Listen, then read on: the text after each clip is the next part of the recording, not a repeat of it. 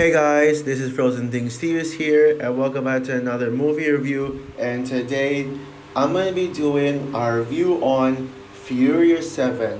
So Furious 7 is of course the seventh entry in the Fast and Furious franchise.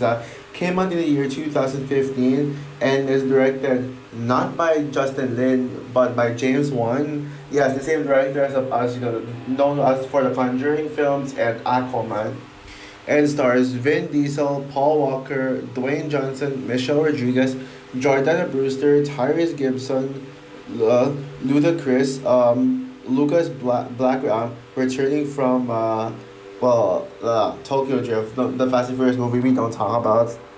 Elsa Pataki, and has new cast members. Has new additions from Jason Statham, Kurt Russell, Natalie Emmanuel, and Tony Jaa and Digimon Honsu. Is that how you pronounce the name? Whatever. So the plot for Fast and Furious.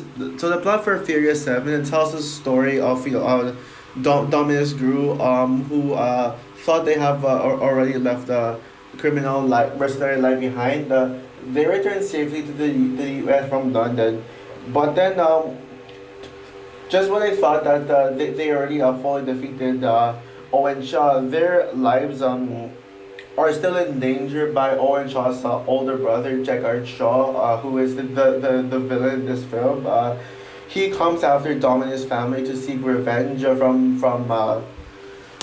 the death of his brother Owen Shaw by firstly blowing up his house, and blowing up his house, nearly killing Dom and Brian. Thankfully they were safe, of course. But why would they kill it off within the first 20 minutes? And so, yeah, well, as you know, Dom tries to go after Shaw. Like, he encounters this new character named Mr. Nobody, Kurt Russell's character, who hires Dominus' crew to go after this terrorist played by Digimon Hansu, a terrorist who's trying to take over this new technology named God's Eye, who that has the power to see and track everything going on.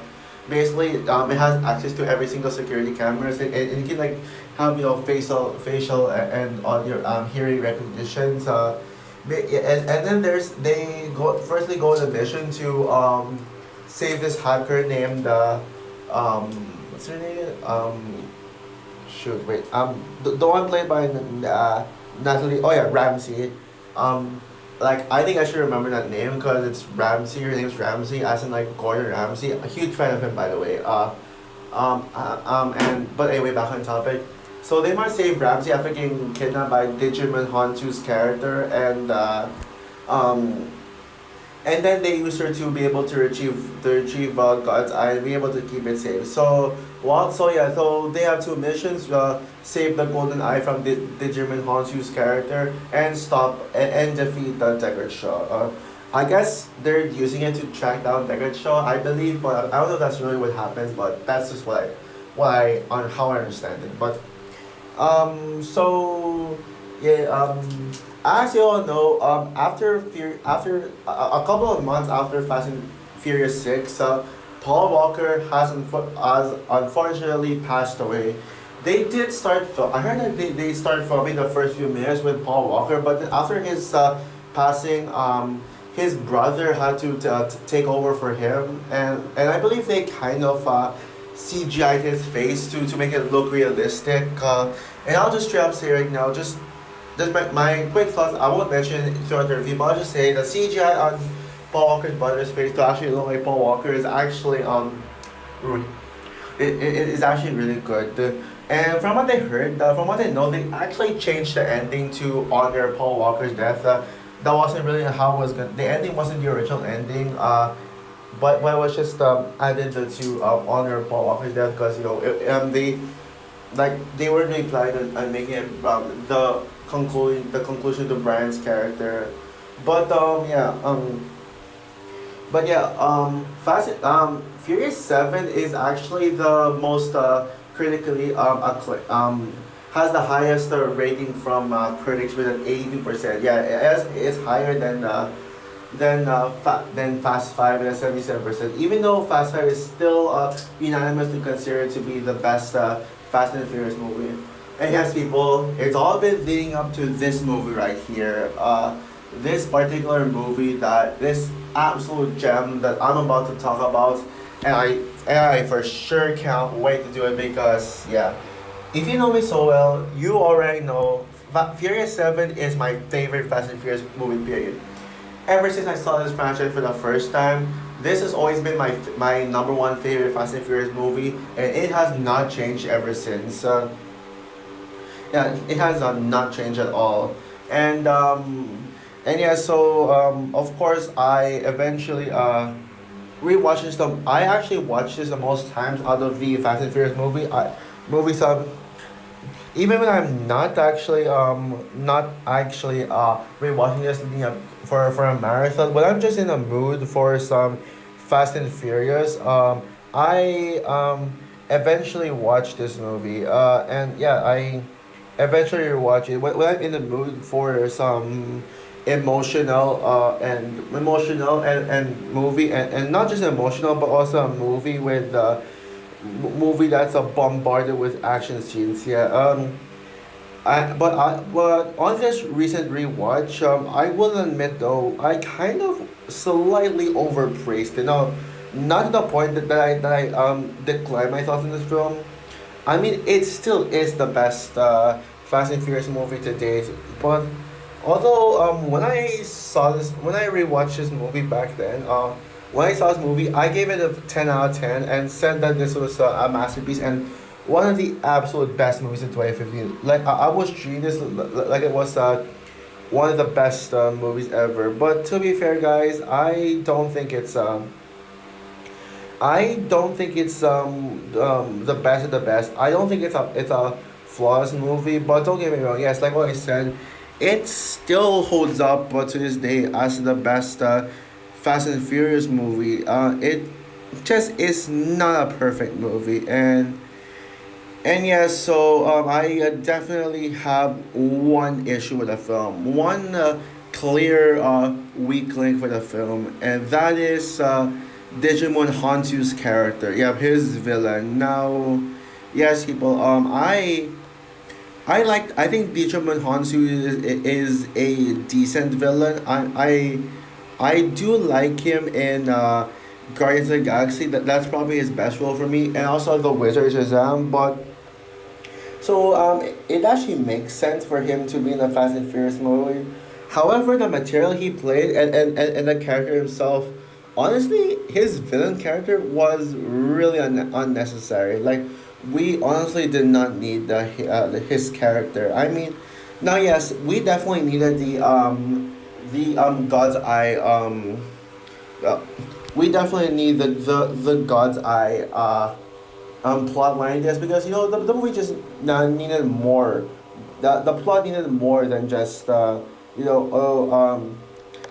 mean, I'm sure you know what I mean by that.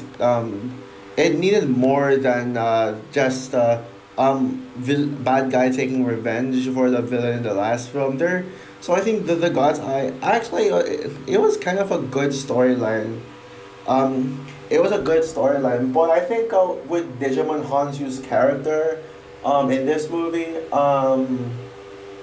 yeah, it doesn't work. First of all, yeah, I must not even his acting can save it. I mean, he first of all he only appeared on two scenes, and I mean two scenes. The first scene being just a 2 second appearance in the forest on the mountain, the car chase scene, and the second one is the final battle, where oh my god, it is he's annoying in the final battle. Every time he screams in agony, I mean he was really annoying. So what I would have done to fix this, to fix the issue and make it more flawless, simply take out this character. And I'll just straight up say this right now. Deckard Shaw is one of the best Fast and Furious villains. Well, I would say that Brixton would be my favorite, from House of Shaw would be my favorite Fast and Furious villain. But I Jason Momoa's Dante in Fast X could also be as good. But yeah, Jason Momoa, like Yeah, sure. He's just a very simple villain, just wanting revenge, but he's actually very intimidating, very threatening. I mean, and he's also very smart, like how he, there were boxes that the package that came from Tokyo, but they didn't know that the package is from, they know that the package is from Tokyo, but and then Jason Statham, all the way from Tokyo, called Dom threatening him and then blowing up the bomb from the package. That's kind of clever, and also he's kind of smart as well, especially when it comes to him actually defeating Dwayne Johnson. I mean, unless if you're a big muscle man like that big dude from buff dude from the sixth movie, how can you possibly have him defeated by a short thin man? Yeah, he's really strong, and also he's really smart, like what I said, because he always like tends to know where the characters are every time they go somewhere to like out of town, like in a far place. He knows exactly where they are, and he's kind of like a Terminator, like always going around, always following the characters. He never like gets, he never goes down, even though he did at the end, because he's still a human being. So of course he'd get defeated in the end. He get defeated in the end. But what I would have done to fix this one is make Deckard Shaw the one, basically the one behind the God's Eye and the kidnapping of Ramsey. Now, yeah, that would have been better because he could actually do things. His yeah, he could like.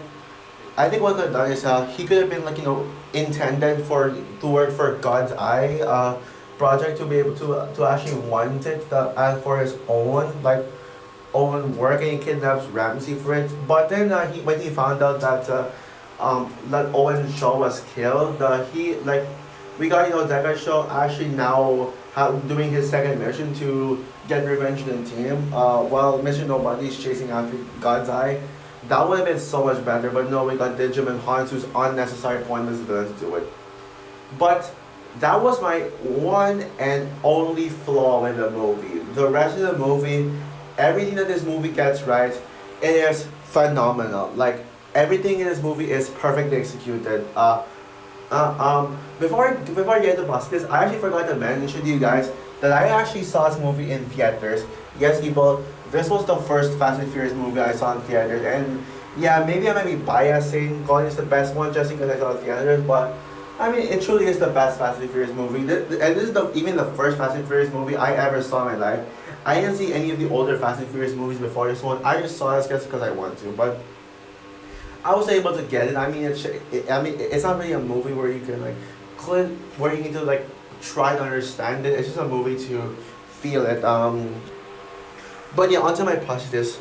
Although when I say that everything else is perfectly executed, I will admit though, maybe the story is nothing really groundbreaking. But I will say it's a good story. The story knows that is thin. I mean, it knows that it can just have a simple revenge story plot. Because that would be thin. The plot needed to thicken a little bit, so they absolutely thicken the plot. I mean, I like the God's Eye plot. I like the God's Eye subplot. It actually makes sense. They actually use logic. They don't mess it up. It's not convoluted at all. It's just a very simple part of the story. I mean, no, not simple. I mean, but I will say it's not confusing. It actually makes sense. But okay, where was I? But yeah, I think the story is decent. It's not the best story, not even as good as Fast Five story, but I mean it's a good, at least. Yeah, this does try to have a good plot. Unlike the later installments in the franchise, they don't have a good plot, in my opinion. Hobbs and Shaw, I'm not sure, obviously, but 89, yeah, the plot is like not very good, in my opinion. But yeah, whatever. Let's get going. But I think the plot was never really the franchise's biggest strength to begin with. Let's be real here. Real here. But but I loved everything else about this movie. I already mentioned how great of a villain Deckard Shaw is. But I think all the characters are really good for the most part. I mean, Dom is a great character. I don't have much to say about his character, but I mean, he's always like the heart of the franchise, always the one who gets out the family message and saying lines, we're not friends, we're family. Like he always spits out that one line, constant one liner about family and stuff. And I think the family message here is done really well without shoving it down your throats like, oh, family is this, family is that, family gets shoved right down your throats. Yeah, but they don't really throw constant family like stuff at you. You actually get to understand that the movie is actually about family, and like without actually having them like shove it down exposition, like without shoving expositions down your throats. Like always have to remind you that the message about family. That's probably one of my biggest complaints about this franchise is that they always have to like shove the family message down your throats. Like they have to keep reminding you that that's about family. Like can't we just figure out on our own that the movie is about family and at least have it mentioned what? But this one, they don't go overboard with it. And but all the background characters are really good. You got Roman, who this is probably Roman at his best and most hilarious. I love that he actually wants to take contribution. He wants to take the lead because he wants some recognition. What I love about Roman's character is that he actually acknowledges that what they're doing is stupid. Showing that the movie does actually acknowledge itself. It shows his character tells us that the movie itself is actually self-aware. It knows it's stupid. It knows it's dumb, but it's so self-aware when even he says that it's well, I'm sure that I mean that what they're doing is dumb. But and even Ramsey's character, Nathalie Emmanuel's Ramsey, says that what these characters doing is dumb. But in my way, speaking of Ramsey, yeah, she's such a great new addition. Probably my favorite of the new characters in this movie. And yeah, I really like Nathalie Emmanuel. Like probably a lot more after seeing this one. And yeah, I also do enjoy Mr. Nobody. Kurt Russell is great in this role. Also, well, Ludacris is also great as Ted. She's a great character. But I think the MVP of the movie is easily Letty. Letty, yep. Yeah, I still think Giselle is. I still stand by calling Giselle my favorite Fast and Furious character, but Letty is such a great character. Like, really good in this one. This is easily Letty at her best and most badass as well. She literally, like, Letty literally fought this bodyguard, and she did it in the most badass way possible. And I really enjoyed that scene with her being such a badass. Actually, fighting against a actress who was a wrestler actress. Yes, people, an actress who was a WWE wrestler, and they both had this really big fight. Probably my favorite action scene in this entire movie. And speaking of action, oh my goodness, the action scenes are absolutely bombastic. Some of the biggest action scenes in the franchise, and people say that F9 has the biggest action in the franchise. No, I think this movie has far bigger action than F9. It even has more of them. Yes, sure, the action is stupid, it's ridiculous, it's absolutely insane, and defies the laws of physics, but who cares? Like what I said like a few seconds ago, the movie is self-aware that it's actually dumb fun, and that's what I acknowledge about this movie. It's just so self-aware. So you just sit back and enjoy the action scenes. Like like forget the laws of physics. You don't need to use science to enjoy a movie. Not everyone's science. To me personally, I'm actually bad at science, so I don't care about physics and stuff. When it comes to movies, of course, when it comes to action movies, all I want is pure entertainment. And as far as the others that does provide entertaining action, this one takes entertainment to a whole new level. I love big bombastic action scenes, and this one has some of the most ridiculous fight scenes ever like in this franchise. Well, besides F9, of course. Like we can all agree, F9 is the most ridiculous one yet, but this one has well, let's be real. This one, not only has car chase scenes, but straight up hand-to-hand combats, like really good ones actually. And I think all actions are really good. And despite it being dumb, like I had no problem with that at all.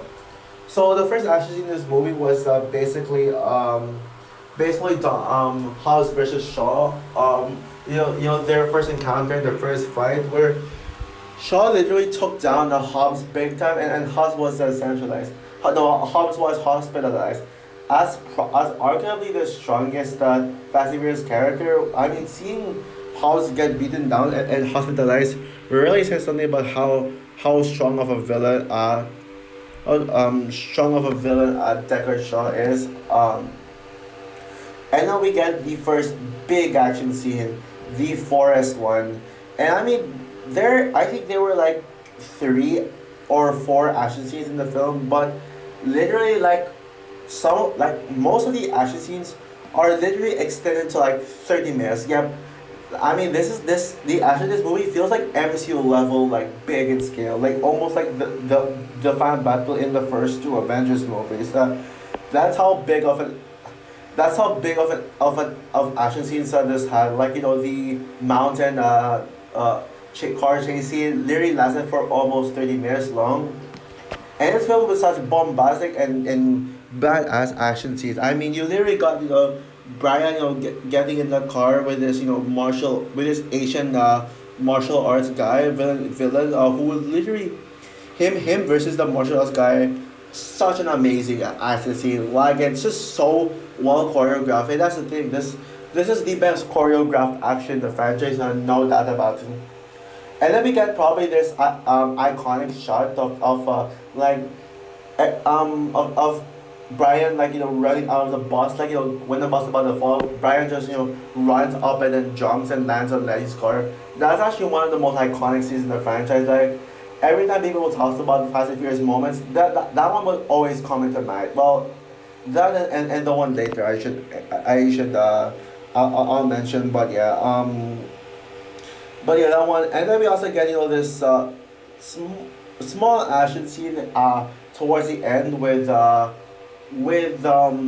do I say this, with Deckard Shaw's armies, this dark action scene in this warehouse. I don't know how you describe it, but that's probably the weakest action scene. Still great though. And then we got this amazing 30-minute final battle on the night highway, literally having Digimon Hansu's character going around and trying to chase Ramsey while everyone trying to protect her. Yeah. Despite Digimon Hansu probably being annoyed at scene, the final battle is intense, especially Dom versus Shaw. Like, if you thought that Hobbs versus Shaw in the beginning wasn't epic enough, that one is just pure epicness. With Hobbs and Dom and Shaw literally picking up car pieces, this screwdriver thing, I don't really call it, but they use a car object as a weapon to literally hit each other like a street fight, as Don would say. And the dialogue is actually really good though. I mean, this movie has really good dialogue. Like Revenge just hit dialogues. You thought this is gonna be a street fight, huh? This is a street fight. Yeah, amazing. Yeah, just some guilty pleasure dialogue. It's Revenge of the Sith level cheesy, but I dig it. But then I say my favorite action scene for last. My favorite action scene in the film has to be the Burj Khalifa scene.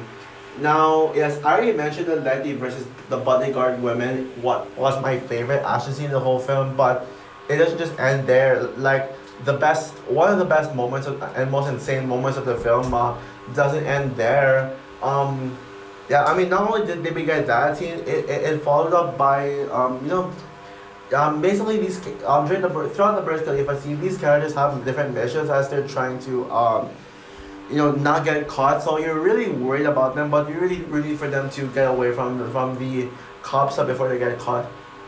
But now let's talk about what is possibly the most insane scene in the franchise, the most ridiculous and the dumbest moment in the franchise. Well, besides the space and besides the space scene in F9, this is the most this takes the case as the dumbest scene in the franchise in a good way. The scene when Dom like drives a car over a bunch of buildings, like the car jumping from one building to another, and then the second building to the third building until like the car falls in the third building. Of course, Dom and Brian escape. That scene was incredible. I don't care if it's really like defies the laws of physics. It's not realistic. I love that scene, and it's already become a that scene has become a classic. You can't talk about Fast and Furious without mentioning that one scene, and yeah, I mean I love it, and even the shot too. The shot of the car coming right at the building, crossing buildings, beautiful. And I should mention as well. I mean this is something that I never saw in the Fast and Furious movies, with the exception of this one. The cinematography is absolutely beautiful. From the shot of Brian running from a bus, falling bus and jumping out of it, landing in Lenny's car to the Burj Khalifa car jump scene. The shots in like a lot of scenes are like whoa, it looks so good. Yeah, that like it's just well shot. But of course, I still have yet to talk about the best thing about the film, and I'm gonna do it now. The ending scene.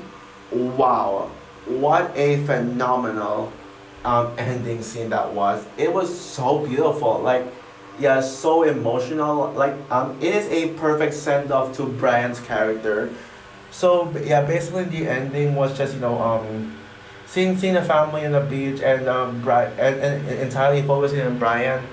And then we get this tribute scene with Dom and Brian driving together, and then we get a bunch of flashbacks from Brian's past appearances, and the memories Dom and Brian had together. Dom makes such an emotional speech to Dom makes such an emotional speech about how how much he loved Brian as a brother, and then they both separate. Like that was a beautiful scene, and they could have easily killed off Brian, but thankfully they didn't do that. They didn't go for that. They went for a very bittersweet Guardians 3 like ending. I would say yeah, the ending is kind of like Guardians 3, and the ending is basically if you put the endings of Black Panther, Wakanda Forever, and Guardians 3 and put them as one scene, then that's how the ending of this film is like. Yeah, it's just so beautiful. And of course, I cannot forget "See You Again," like the use of that song. Like, love that song. Like, easily the best Charlie Puth song. There is no competition. And I really like Charlie Puth for the most part. I mean, like, One Call Away, and the other song I forgot, his other popular song, I forgot the title, but, whatever. I don't have the best mindset right now. But, but yeah, that scene was emotional. Like I love See You Again. Like how did See You Again not get an Oscar nomination? How at least it got a Golden Globe nomination, and sometimes I do trust the Golden Globes more than the Oscars. I think the Golden Globes is the most underrated award show, but come on, it didn't get an Oscar nomination. Really, I know some people are putting the blame on that Spectre song, "Writings on the Wall." Like people are blaming it just because of the fact that that song won the Oscars for Best Original Song. Well, let's be real here. Writings on the Wall deserved that Oscar. It did not deserve to. I mean, no, it did not deserve any of his hate. I think it is my favorite song 2015, but See You Again is a close second. I think the real blame I should put on for not having this not be nominated is earned it from that god awful 50 Shades of Grey. Oh my god. How did 50 Shades of Grey, the worst movie of 2015, get nominated for an Oscar? Yeah, this movie didn't. Like, did the Oscars hate movies with insanity and stuff? Like, come on, Oscars. Oh, and also, that was not the only scene I cried in. There was another scene that I actually teared up in. It's the scene where it's a scene where Dom passed out, and then Dom and we have Brian and Letty trying to save Dom's life before he almost dies. And then as throughout the film, Letty has been trying to remember things. Like she doesn't really remember anything. So she has to like pretty much trust Dom, whatever Dom tells her about what happened in the past like that.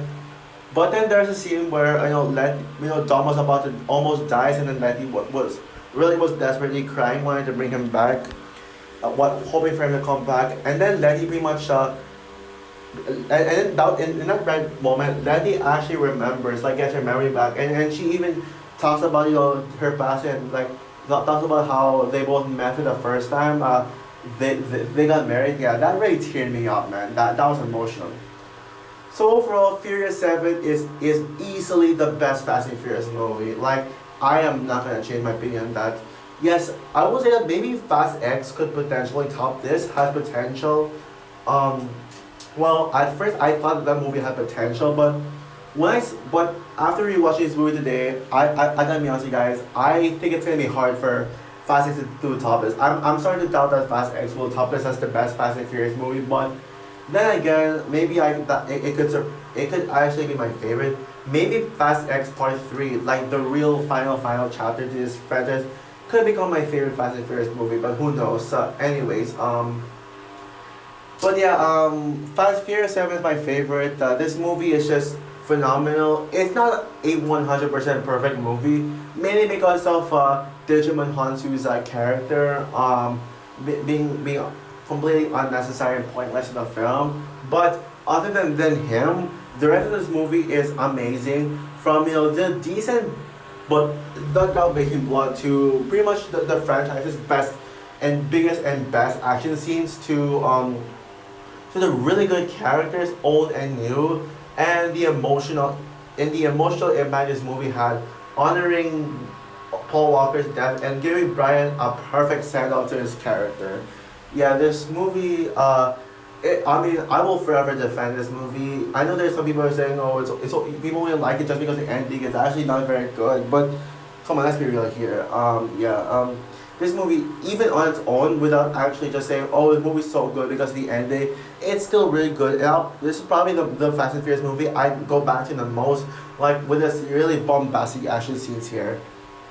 So yeah, with that said, I'm gonna give Furious 7 a very high 9 out of 10. No wait, actually 9.5 out of 10. It came so close to getting a 10 out of 10, but yeah, 9.5 is the best I can give it. Because it's not really it almost reached a 10 out of 10, but it's not really a 10 out of 10 movie just quite. It wasn't really enough for me to call this a 10 out of 10 movie. So also for my review of Furious 7, what is your opinion on this movie? Who agrees with me that Furious 7 is the best Fast and Furious movie? Or do you still think Fast 5 is the best in the franchise? Comment down below, like, subscribe, hit the notification bell, and stay tuned for my review of The Fate of the Furious. Bye guys.